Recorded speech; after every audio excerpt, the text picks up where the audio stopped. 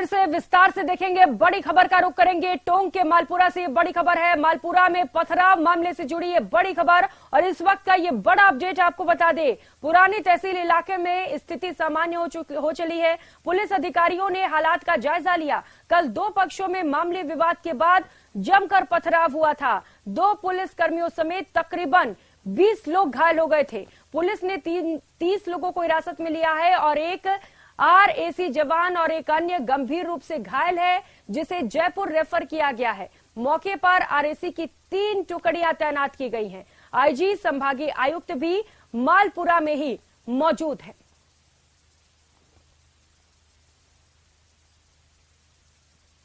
टोंक जिले के मालपुरा में कल देर शाम मामूली विवाद के बाद पथराव हुआ और पथराव के बाद अब हालांकि हालात है वो सामान्य है, लेकिन मौका स्थिति में आपको दिखाना चाहूंगा। मालपुरा का पुरानी तहसील इलाका यह है, यहीं से पथराव की शुरुआत हुई, यही वो गली है। तस्वीरों के जरिए आप देख सकते हैं जिस तरह से पूरी सड़क है वो एक तरह से लाल हो चुकी है और सामने से पथराव हो रहे थे और यहाँ कुछ लोग खड़े थे। करीब 40 से 45 मिनट या इससे भी ज्यादा पथराव होते रहे और लोग हैं वो डर के मारे घरों के अंदर कैद हो चुके थे। तस्वीरें सबसे पहले दिखाना चाहूंगा। पथराव के साथ में कुछ तलवार फर्सी के जरिए घरों पे हमला किया गया, लोगों पर हमला करने की कोशिश थी और लोग हैं वो डर के मारे घरों के अंदर घुस गए थे। तस्वीरों के जरिए दिखाना चाहूंगा, ये पत्थर घर के अंदर और छत पर जिस तरह का माहौल पत्थरबाजी का था वो वाकई में उस वक्त डराने वाला था। बच्चे, महिलाएं, बुजुर्ग घरों में कैद हो गए थे और कोशिश ये थी कि ये पुलिस और प्रशासन कब मौके पर पहुंचे, लेकिन पुलिस और प्रशासन की देरी यहाँ के लोगों में डर ज्यादा बढ़ा रही थी। काफी देरी बाद पुलिस पहुंची, हालांकि पुलिस पहुंचने के बाद भी पुलिस की मौजूदगी में भी पथराव होता रहा। ये एक छत है जहां पर आप देख सकते हैं किस तरह से पत्थरबाजी होती रही। डर के साए में यहाँ की महिलाएं, यहाँ के लोग 2 घंटे तक कैद रहे। उसके बाद पुलिस पहुंची और हालात को नियंत्रण करने की कोशिश की गई। को नियंत्रित करने की कोशिश लगातार जारी है। इस वक्त ग्राउंड पर मौजूद है हमारे सहयोगी दौलत पारिक। दौलत, क्योंकि अभी पुलिस फोर्स की तैनाती है, माहौल शांतिपूर्ण है, क्या तस्वीरें देख पा रहे हैं आप वहां? जी बिल्कुल, टोंक जिले के मालपुरा में जो कल पथराव हुआ था, मौका स्थिति पे मैं अभी मौजूद हूँ। पुरानी तहसील जो इलाका है, तस्वीरों के जरिए सबसे पहले एक बार दिखा दूं, मौके पे अभी है और शांतिपूर्ण माहौल है। हालांकि तनाव जो है वो लगातार बना हुआ है। पुलिस की मौजूदगी इलाके में है, प्रशासन के अधिकारी जो है वो लगातार गश्त कर रहे हैं। थोड़ी थोड़ी देर बाद में ही यहाँ लगातार आना जाना है और तस्वीरों के जरिए ये वही इलाका है जहाँ कल पथराव हुआ था और पथराव के बाद में पुलिस तैनात कर दी गई है। 3 आरएसी की टुकड़ी यहाँ मौके पर है और उसके साथ ही साथ प्रशासनिक अधिकारी, एसपी, कलेक्टर, संभागीय आयुक्त और आईजी वो मालपुरा में ही कल से मौजूद है। और इलाके की हालात अभी मैं आपको तस्वीरों के जरिए दिखा रहा हूं, जिस तरह से पुलिस यहाँ मौजूद है। हालांकि धारा 144 है, लोगों का आना जाना लगातार जारी है, लेकिन कहीं न कहीं इलाके में जिन लोगों से बातचीत हुई, एक डर का माहौल फिलहाल है उन लोगों में, बच्चों में, क्योंकि पथराव वो लगातार कल घंटे भर हुआ। कुछ लोग यहाँ पर है, उनसे बात करने की कोशिश करते, कुछ महिलाएं हैं घरों से निकली हुई है, उनसे बात करते हैं। कल पथराव हुआ था, किस तरह का माहौल था उस समय और क्या उस समय हुआ था? तो पता है, में तो गांव से है। कुछ लोग हैं वो गांव से आए और महिलाएं यहाँ पर हैं, उनसे बात करने की कोशिश करते हैं।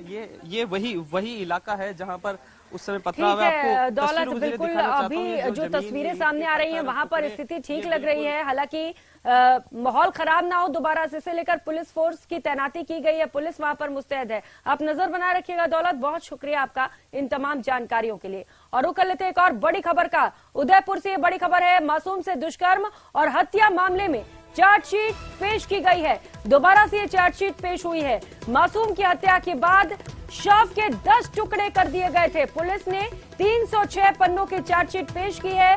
पुलिस ने एक बार पहले भी ये चार्जशीट लगाई थी, लेकिन दस्तावेज पूरे नहीं होने पर लोक अभियोजक ने इसे वापस लौटा दिया था। आरोपी कमलेश और उसके माता पिता के खिलाफ चार्जशीट पेश की गई है।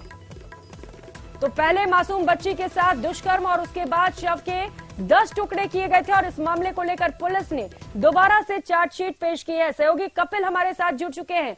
कपिल, दोबारा से चार्जशीट पेश हुई है। पहली बार में कुछ त्रुटियां रह गई थी, इस बार किस तरीके से पेशी की गई है और अब क्या एक्सेप्टेंस मिला है इसे?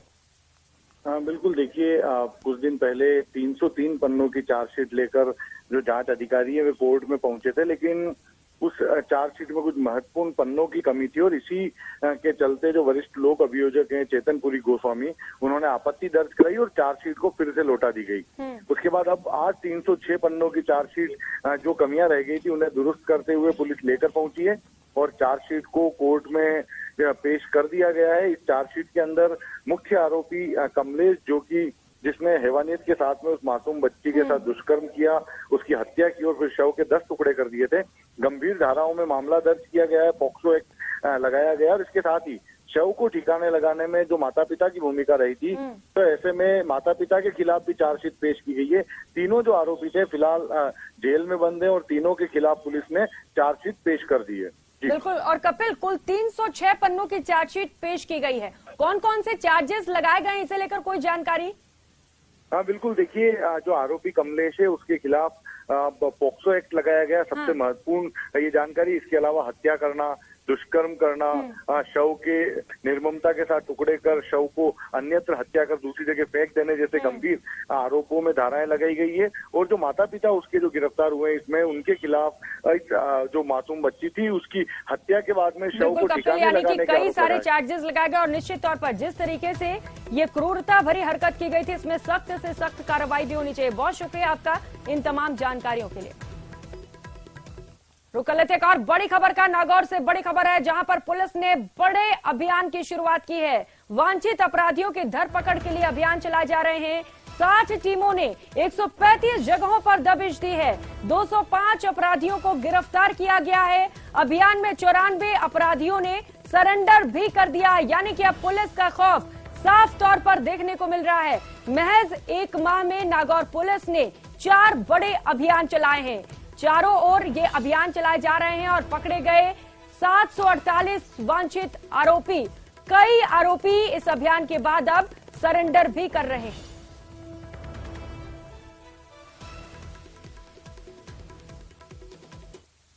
और लेक सिटी उदयपुर में देर रात भुआना स्थित एक शराब के ठेके के बाहर कुछ असामाजिक तत्व तलवार लहराते हुए शराब मांगने पहुंचे। इसका वीडियो यहां लगे सीसीटीवी कैमरे में कैद हो गया। फुटेज में साफ तौर पर दिखाई दे रहा है कि कुछ युवक आए, जिसमें एक युवक के पास नंगी तलवार है, जिसे वो लहराता हुआ बंद दुकान के बाहर आया और सेल्समैन को धमकाते हुए शराब मांग रहा है। हालांकि पुलिस के पास वीडियो आने के बाद इस फुटेज के आधार पर असामाजिक युवकों की तलाश शुरू कर दी गई है।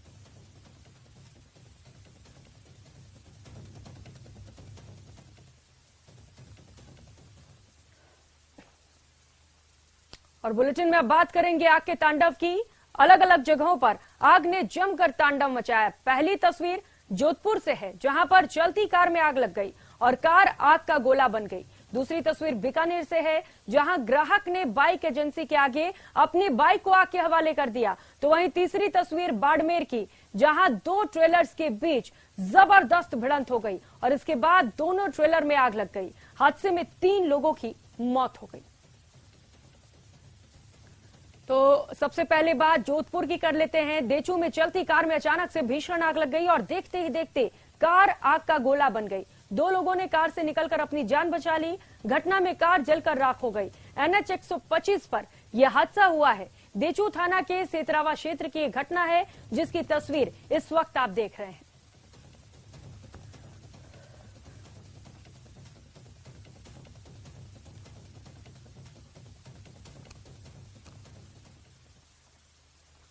और अब बीकानेर की बात कर लेते हैं। खाजूवाला में ग्राहक ने अपनी ही बाइक में आग लगा ली। बाइक एजेंसी के आगे ग्राहक ने यह आग लगाई। कंपनी की सर्विस से बताया जा रहा है कि ग्राहक असंतुष्ट था, जिसके चलते उसने ये कदम उठाया। बाइक एजेंसी के आगे बाइक पर पेट्रोल डालकर अपनी ही बाइक को आग के हवाले कर दिया। आगजनी से पूरी बाइक जलकर राख हो गई। बाइक मालिक आग लगाकर मौके से फरार हो गया। सूचना के बाद पुलिस मौके पर पहुंची। खाजूवाला सरकारी अस्पताल के सामने की ये घटना है, जिसकी तस्वीर आप देख पा रहे हैं, जहां पर बाइक मालिक ने अपने ही बाइक को आग के हवाले कर दिया।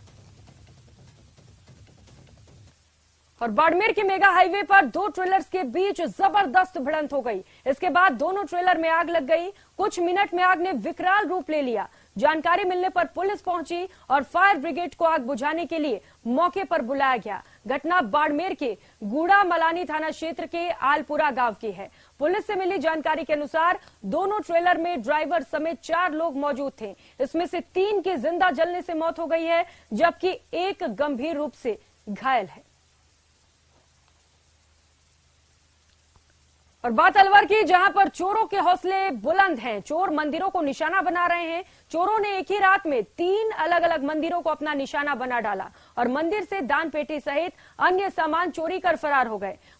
पुजारी के मंदिर पहुंचने पर घटना का पता लगा। लगातार हो रही घटनाओं को लेकर लोगों में खासा आक्रोश है। लोगों का कहना है कि पूर्व में भी कई बार इन मंदिरों में चोरी हो चुकी है, लेकिन आरोपी गिरफ्तार नहीं हुए, जिसे लेकर लोगों में गुस्सा है। लोग पुलिस से चोरों को पकड़ने की मांग कर रहे हैं।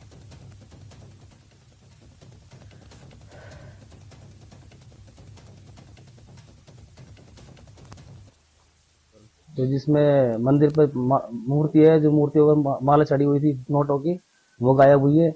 और मंदिर के जो दान पात्र है, वो दान पात्र चोरी हुए हैं इसमें से।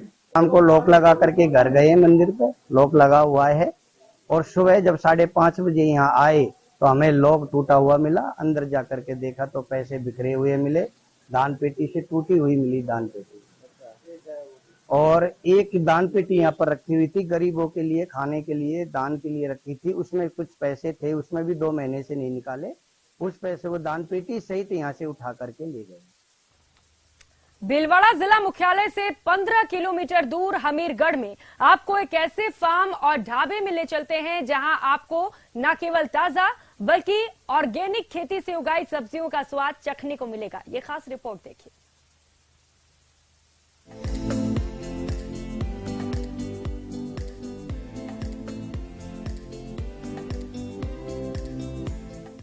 ताजी ताजी हरी हरी सब्जियां देखकर शायद ही कोई ऐसा हो जिसका जी स्वाद के लिए न मचल जाए, लेकिन ज्यादा मुनाफा के चक्कर में इन सब्जियों के उत्पादन में जिन कीटनाशकों का इस्तेमाल हो रहा है, इससे सेहत पर विपरीत असर पड़ रहा है। लेकिन इन्हें उगाने में रासायनिक खादों और कीटनाशकों का इस्तेमाल न किया गया हो तो फिर क्या कहना। फिर तो स्वाद के साथ साथ सेहत का खजाना भी हाथ लग जाएगा। भीलवाड़ा से 15 किलोमीटर दूर एक ढाबा भी सेहत और स्वाद का संगम बना हुआ है। इस ढाबे में सिर्फ और सिर्फ ऑर्गेनिक सब्जियां ही परोसी जाती हैं। हमीरगढ़ में बने इस ढाबे के पास ही फार्म हाउस है, जिसमें सिर्फ ऑर्गेनिक सब्जियां ही उगाई जाती हैं और इस फार्म हाउस में उपजी हुई सब्जियां इस ढाबे में बनती हैं।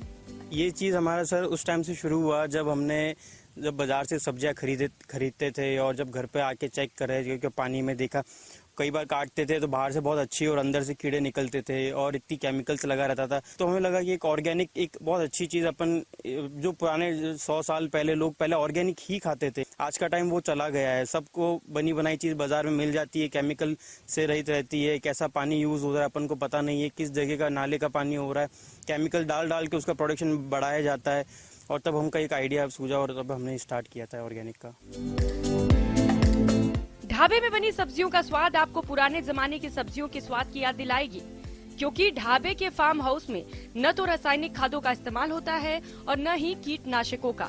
ऑर्गेनिक खेती करने वाले आकाश जिंदल ने बताया कि यहाँ भिंडी, टमाटर, शिमला मिर्च, पालक, पत्ता गोभी के अलावा और कई तरह की सब्जियां उगाई जाती हैं। इसके साथ ही तरबूज, खरबूज और लीची की भी खेती की जाती है। मेरा उद्देश्य यह है कि लोगों तक ये बात जाए कि है ना, ओरिजिनल ऑर्गेनिक खाने का स्वाद कैसा होता है। जब तक लाइव आदमी आके देखे और चूल्हे में पके हुए खाने को आनंद ले, तभी उसका एहसास होगा। हमारे यहाँ लोग आते तो लाइव सब्जी, जब खेत से सीधा पेट तक सब्जी जाती है।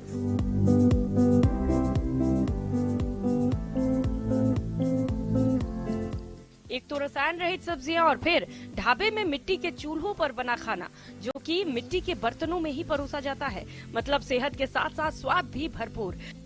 हाँ, मैं तो बहुत इंजॉय कर रही हूँ। मेरा बहुत रेयर है ये, फर्स्ट टाइम है मैं ऐसा कुछ ट्राई कर रही हूँ, बट रेगुलर खाने से बहुत डिफरेंट है। सब्जी में टेस्ट एकदम नेचुरल है, बहुत स्वीटनेस है और बहुत इंजॉय किया मैंने। ढाबा चलाने वाले एनके जिंदल ने कहा कि हमारा उद्देश्य मात्र ये है कि लोगों को बताया जाए कि ऑर्गेनिक खाने का स्वाद कैसा होता है। जो ऑर्गेनिक खेती यहाँ पे की जा रही है, उसके बाद जो यहाँ पे खाना बनाया जा रहा है, उसकी शुद्धता को देखते हुए लोगों में खुशी दिखी है। यही नहीं, ये लोग यहाँ पे खाना भी खाएंगे और लोगों को भी बताएंगे। जहाँ पे मिलावट का दौर अपने परचम पे है, वहीं पे जिंदल परिवार ने एक मुहिम छेड़ी है लोगों को शुद्ध खिलाने की और शुद्ध खाने की। वीडियो जर्नलिस्ट अंकुर सनाटी के साथ राहुल कौशिक, न्यूज़ 18 भिलवाड़ा। इस बुलेटिन में फिलहाल इतना ही, लेकिन खबरों का सिलसिला लगातार जारी है। आप देखते रहिए न्यूज़ 18 राजस्थान। नमस्कार।